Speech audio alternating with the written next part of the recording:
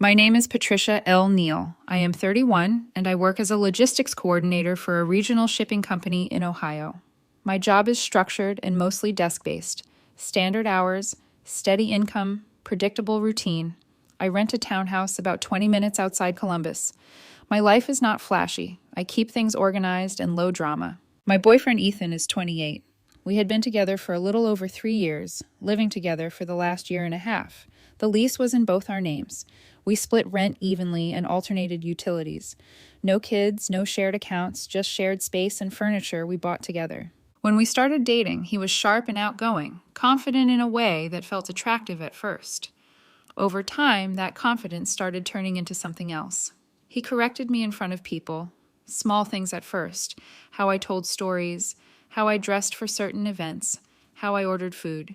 It was framed as helping. I brought it up early.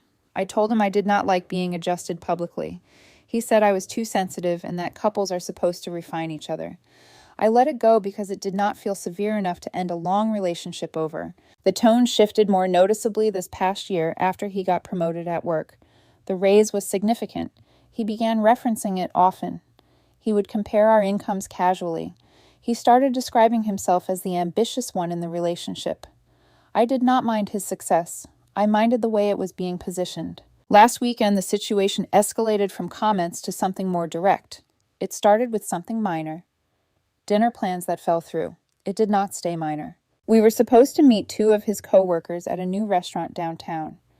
I had worked a full week and told him earlier in the day I might be a little late because of an inventory issue at the warehouse. Around 6 p.m., I texted that I would be about 20 minutes behind schedule. He responded with a thumbs up. When I got home to change, he was already dressed and visibly irritated. He said being late makes him look unreliable. I reminded him I had communicated in advance. He said that was not the point. The point was that successful people manage their time better. I told him that sometimes work runs long, and that I was not going to rush through a safety check just to be on time for drinks.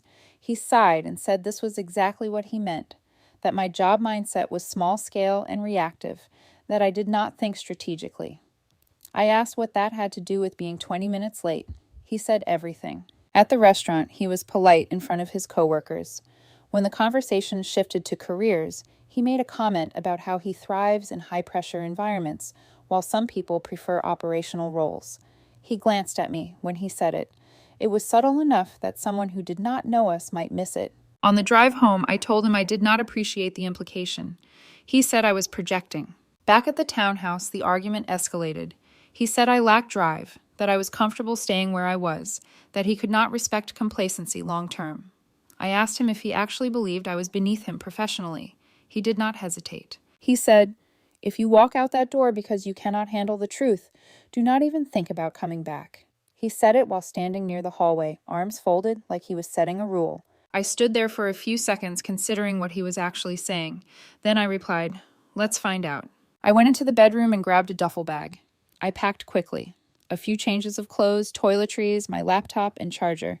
I was not storming out. I was being deliberate. He followed me into the bedroom and leaned against the doorframe. He said I was being dramatic and that this was exactly the lack of resilience he was talking about. I did not respond to that. I zipped the bag and walked past him. At the front door, he repeated it. "If you leave, do not expect to come back." I told him I understood. Then I walked out. I drove to a hotel about 15 minutes away and checked in for 4 nights. I used my own card, no shared funds. On the way there, I thought through logistics. The lease had 6 months left. We were both legally tied to it. Walking out did not mean abandoning responsibility. It meant creating space to decide next steps without being talked over. That night, he did not call. The silence almost felt intentional, like he expected me to sit in a hotel room and reconsider. The next morning, he texted once. It said, "Are you done proving your point?" I did not respond. Around noon, he called. I let it go to voicemail. The message was short. He said this was childish and that I needed to come home so we could talk like adults. I listened twice. There was no apology in it, no acknowledgement of what he said at the door. Instead of replying, I called a friend who owns a small duplex across town. I asked if either unit was coming available soon. He said one tenant was moving out in about 3 weeks. That was the first moment I seriously considered not going back at all. Not as a reaction, as a decision. By the end of day 1, he had sent 4 texts, all variations of the same theme. You are overreacting. You are insecure. You are sabotaging us. Still no apology. On day 2, the tone shifted slightly. He started asking where I was staying. I did not tell him. I replied once and said I was safe and handling things. That was it. He responded that disappearing without clarity was manipulative. I told him I had been very clear. He gave me a condition. I accepted it. There was a long gap after that. Later that evening, he called again. I answered this time because I wanted to hear his tone directly instead of through text. He started by saying he did not literally mean I could not come back. He said it was something people say in arguments. I asked him what part of it I misunderstood. He paused, then said he was frustrated because he feels like he is outgrowing the relationship. He said he works around driven, competitive people every day and comes home to someone who is content. I told him being content is not the same as being stagnant. He said that was defensive. I asked him directly if he respected me. There was silence for a few seconds. Then he said he respected my consistency, but not my ambition. That answered more than he probably intended. I told him I was not interested in negotiating for baseline respect. I said if he genuinely believed he was outgrowing me, then walking out was the logical response. He shifted tone again. He said I was twisting his words and that relationships require growth together. I asked him what growth meant in his definition. A higher salary, a different title, a personality change. He said he wanted a partner who pushes harder. I told him I push in areas that matter to me, just not in the way he measures. The call ended without resolution. On day 3, he did not text at all. That silence felt different, not angry, calculated. That afternoon, I received a message from one of his coworkers. It simply said, "Are you two okay?" The message caught me off guard. We were not close. We had met maybe 3 times at work events. I asked why she was asking. She said Ethan had been visibly upset at the office and told a few people that I stormed out because I could not handle constructive criticism. He framed it like I was unstable. That was the first time I felt irritation instead of clarity. I replied briefly and said there was more context, but I would not be discussing private matters. Then I left it there. About an hour later, Ethan started calling repeatedly. 4 times in 10 minutes, I declined each one. Then the text came in quickly. Why are people asking me questions? What are you telling them? You are making me look crazy. I had not told anyone anything beyond one neutral sentence. I realized something in that moment.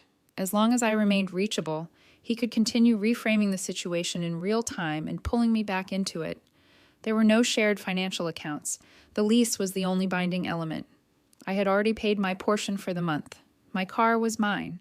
My phone plan was separate. There was no logistical reason I needed to stay accessible. So I blocked his number. Immediately after, I blocked him on Instagram and Facebook. We were not heavy social media users, but I did not want indirect posts or passive commentary appearing in my feed. Within minutes, I received a text from an unknown number. It was him. He said blocking him was petty, and that it proved he was right about my emotional maturity. I blocked that number too. It was not dramatic. It was preventative. For days earlier, he said if I walked out that door, do not think about coming back. I had walked out. Now I was making sure I did not drift back in through conversation. Late that night, I sat in the hotel room and realized I felt calmer than I had in months. That was the detail that unsettled me the most. Not anger, not heartbreak, calm. On day 4, my phone rang from a private number. I almost ignored it. Something in me already knew who it was. I answered. It was Ethan. He was crying, not the controlled frustration I was used to. Actual, uneven breathing, pauses between sentences. He asked why I blocked him everywhere. He said he had been trying to reach me and did not expect me to actually cut contact. I told him I blocked him because there was nothing productive happening in our exchanges. I reminded him of what he said when I left. He said he did not mean it like that people say extreme things in arguments, that I should have known he was upset. I asked him what specifically he regretted. He said he regretted how far it escalated. That was not the same as regretting what he said. I told him I needed clarity, not emotion. I asked again if he believed he had outgrown me and did not respect my ambition. He hesitated. Then he said he was frustrated, not superior. I let the silence sit. He started crying harder and said the house felt empty, that he was not sleeping well, that he did not think I would actually leave for days. I explained that when someone sets a boundary like, "do not come back," I treat it as final. I do not test ultimatums. He asked if I was planning to move out permanently. I told him I was considering it. That shifted the tone again. The crying turned into urgency. He said we could fix this, that he would stop bringing up income, that he did not actually think he was better than me. I asked him why it took 4 days and no contact for that shift to happen. He did not have a clear answer. He said he panicked when he realized I was serious. I told him seriousness should not be the only thing that triggers respect. The call lasted about 15 minutes, no insults, no yelling, just crying and explanations that did not fully line up. Before hanging up, he asked if I was coming home that night. I said no. After the call, I sat on the edge of the bed and asked myself one question. Was this regret or was it fear of losing control? The answer did not feel clean. It felt layered. Familiarity has gravity. Even when you know the dynamic is wrong, you still feel its pull. The next morning, I saw a notification that he had sent an email during the night. I did not open it. I deleted it and blocked his email address as well. If I was serious about stepping out, I needed to be consistent. Leaving the door half open defeats the point of walking through it. Around noon, my friend confirmed the duplex unit would be ready in 3 weeks and said he could hold it for me if I committed. That made things concrete. I was no longer just taking space. I had a viable exit. Later that day, I received a message from one of our mutual friends asking if I was okay. He said Ethan had been upset and mentioned that I blocked him everywhere without warning. I kept it simple. I said we had a disagreement. He set a boundary, and I followed it. I was figuring out next steps. He did not push further. That evening in the hotel room, I reviewed the lease agreement digitally.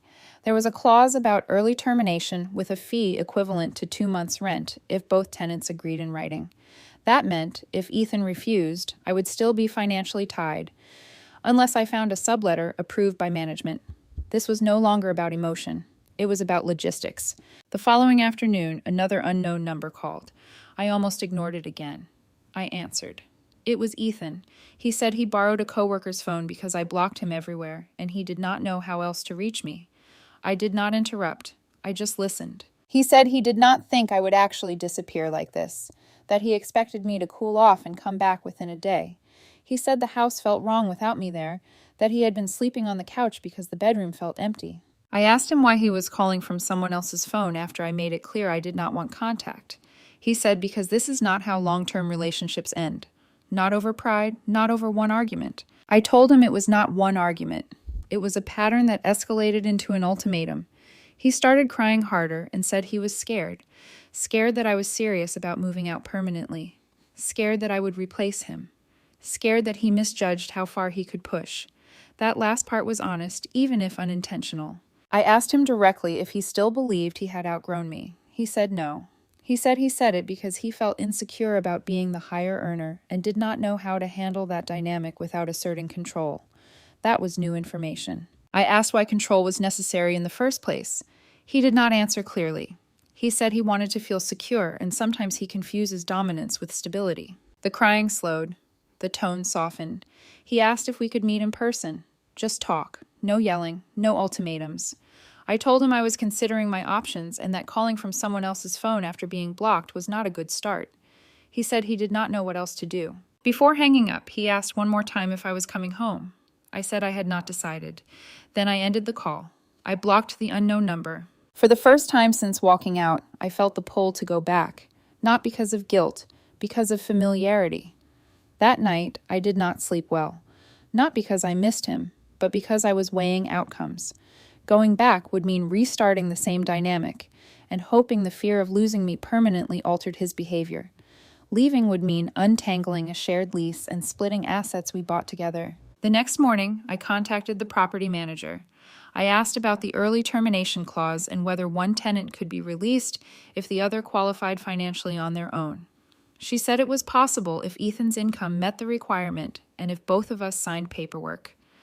That shifted responsibility back to something measurable. About an hour later, the same unknown number called again. I declined it. A voicemail followed. It was Ethan, calmer this time. He said he spoke to the leasing office and knew I had called. He said if I wanted off the lease, he would sign whatever was necessary. He did not want me staying out of obligation. That was practical, not emotional. Later that afternoon, he sent a message through our mutual friend asking if we could meet briefly in a public place to discuss lease logistics only. No relationship talk, just paperwork. I agreed to meet at a coffee shop near the townhouse the next day. When I walked in, he was already seated. He looked tired. No sharp posture, no confidence performance, just subdued. We kept it functional.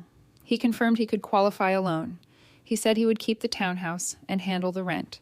We agreed I would take the bedroom furniture I purchased and the desk from the office. He would keep the couch and kitchen set. No raised voices. No revisiting the argument. Before I stood up to leave, he said quietly that he was sorry for underestimating me. I acknowledged it with a nod, but did not expand the conversation. I left with a clear path forward. 2 weeks later, I signed the lease on the duplex. It was smaller than the townhouse, but it was mine. My name only. My responsibility only. No shared clauses. No emotional footnotes attached to the rent. We coordinated one final time by email to schedule the move out. No emotional content, just dates and a list of items we agreed I would take. I rented a small truck for half a day. 2 friends helped me load the bedroom set, my desk, and a few personal items. Ethan stayed in the kitchen while we moved things. He did not interfere. At one point, he asked if I needed help carrying anything. I said we were fine. There was no dramatic goodbye, no last-minute reversal, no attempt to renegotiate. Before I left with the last box, he said he hoped I would find what I was looking for. I told him I already did. Stability without hierarchy. Then I walked out. The lease transfer paperwork processed that week. My name was removed. Utilities switched fully to him. There were no financial disputes, no withheld deposits. Everything was documented and clean. We have not spoken since. Looking back, the most telling part was not the crying call. It was the sentence at the door. If you walk out, do not think about coming back. He expected it to function as pressure. It functioned as permission. For days, that was all it took for the dynamic to flip. Once he realized I would not negotiate for respect, the tone changed. But by then, the decision was already moving forward. I do not think he is a bad person. I think he equated control with security and income with value. When that equation stopped working, panic replaced confidence. I did not leave to teach a lesson. I left because I take words seriously when they are stated as final. And if someone dares you to walk out, you should be prepared for the possibility that you actually will.